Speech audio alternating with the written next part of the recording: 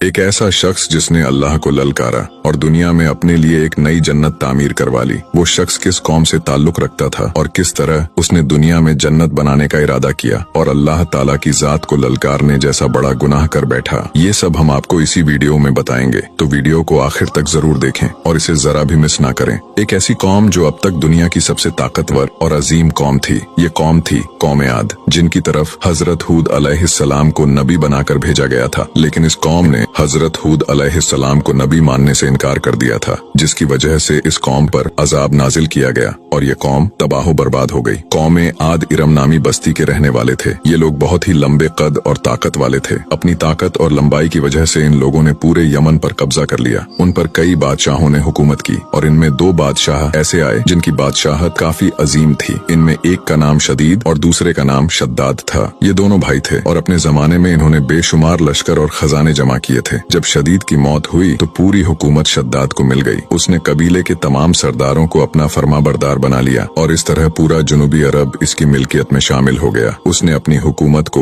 उरूज तक पहुंचा लिया और दूसरे मुल्कों के बादशाह भी उसके फरमाबरदार हो गए। अपनी इसी बादशाहत में वो इस कदर अंधा हो गया कि उसने खुदाई का दावा कर डाला। उस वक्त के आलिम और पैगंबरों के मानने वाले लोगों ने उसे काफी समझाया और उसे अजाब इलाही से डराया, लेकिन वो कहने लगा कि मेरे पास दौलत और हुकूमत सब कुछ है, अब खुदा की इबादत की जरूरत नहीं और अब मैं किसी की इताअत नहीं करूंगा। शद्दाद ने हूद अलैहिस्सलाम से ये सुन रखा था कि जन्नत कैसी होगी और उसकी नेमतें और खूबसूरती कैसी होगी। चुनाचे उसने दुनिया में जन्नत बनाने का इरादा किया। वो कहता था कि मुझे उस जन्नत की जरूरत नहीं है जो खुदा ने बनाई है, ऐसी जन्नत तो मैं खुद दुनिया में ही बनाऊंगा। लिहाजा उसने 100 कारीगरों को जमा किया और उनमें से हर एक को 1000 आदमियों पर मुकर्रर किया और पूरी दुनिया के माहिर लोगों को वहाँ आने की दावत दी। उसने अपने भांजे को पैगाम भेजा जो कि ईरान का बादशाह था कि जितना सोना चांदी तुम्हारे पास है वो फौरन मेरे पास भेज दो। उसके भांजे ने ऐसा ही किया और तमाम सरदारों को ये हुक्म दिया कि सोने चांदी की कानों से ईंटें बनाकर भेजे और कोहे अदन के मुतस्सन एक मुरब्बा शहर जो 10 गज चौड़ा और 10 गज लंबा हो बनाने का हुक्म दिया। इसकी बुनियाद इतनी गहरी खुदवाई गई कि वो अंदर पानी के करीब पहुंच गई। फिर उन बुनियादों को संगे सुलेमानी से भरवा दिया। जब बुनियादें भरकर जमीन के बराबर हो गई तो उस पर सोने चांदी की दीवारें चुनी गईं, जिसकी लंबाई उस जमाने के हिसाब से 100 गज रखी गई। जब सूरज निकलता तो उसकी चमक से दीवारों पर निगाह नहीं ठहरती थी और ऐसी ही शहर की 4 दीवारी बनाई गई। इसके बाद इस 4 दीवारी के अंदर 1000 महल तैयार किए गए। हर महल 1000 सतूनों वाला था और हर सतून जवाहरात से जड़ा हुआ था। फिर शहर में एक नहर बनवाई गई और हर महल में उस नहर से छोटी छोटी नहरें ले जाई गईं। हर महल में हौज और फव्वारे बनाए गए। उन नहरों के किनारों पर ऐसे पेड़ लगाए गए जिनकी जड़ें और शाखें सोने की और पत्ते जो जमर्रत के थे उनके फल मोती याकूत और दूसरे जवाहरात के बनवाकर उन पर टांग दिए गए। शहर की दुकानों और दीवारों को खुशबू से सिरतल किया गया। याकूत और जवाहरात के खूबसूरत परिंदे चांदी की ईंटों पर बनवाए गए जिन पर पहरेदार बारी बारी पहरे के लिए बैठते थे। जब इसकी तामीर मुकम्मल हो गई तो हुक्म दिया गया कि पूरे शहर में रेशम के कालीन बिछाए जाए। फिर नहरों में से किसी में मीठा पानी, किसी में शराब, किसी में दूध तो किसी में शहद और शरबत जारी कर दिया गया। रिवायतों में आता है कि इस जन्नत को बनाने में 300 साल लगे और शद्दाद की उम्र 900 साल के करीब थी। उसकी जन्नत तैयार होने के बाद वो अपने लश्कर के साथ, अपने गुरूर और तकब्बुर के साथ उस शहर की तरफ रवाना हुआ। जब वो इसके करीब पहुंचा तो वहाँ के तमाम लोगों ने उसका इस्तकबाल किया। फिर जैसे ही उसने अपनी जन्नत देखने के लिए उसका दरवाजा खोला तो अपने सामने एक अजनबी शख्स को खड़ा पाया। शद्दाद ने पूछा, तू कौन है और यहाँ कैसे आया? तो उस शख्स ने कहा, मैं मलकुल मौत हूँ। शद्दाद ने पूछा, क्यों आए हो? उसने कहा, तेरी जान लेने। शद्दाद ने कहा, मुझे इतनी मोहलत दे दो कि मैं अपनी बनाई जन्नत को देख सकूं। मलकुल मौत ने जवाब दिया, मुझे ये हुक्म नहीं है। शद्दाद ने फिर कहा, चलो इतनी ही मोहलत दे दो कि मैं घोड़े पर से उतर आऊं। मलकुल मौत ने कहा, मुझे इसकी भी इजाजत नहीं है। शद्दाद का पैर अभी दरवाजे की चौखट पर ही था कि मलकुल मौत ने उसकी रूह कब्ज कर ली।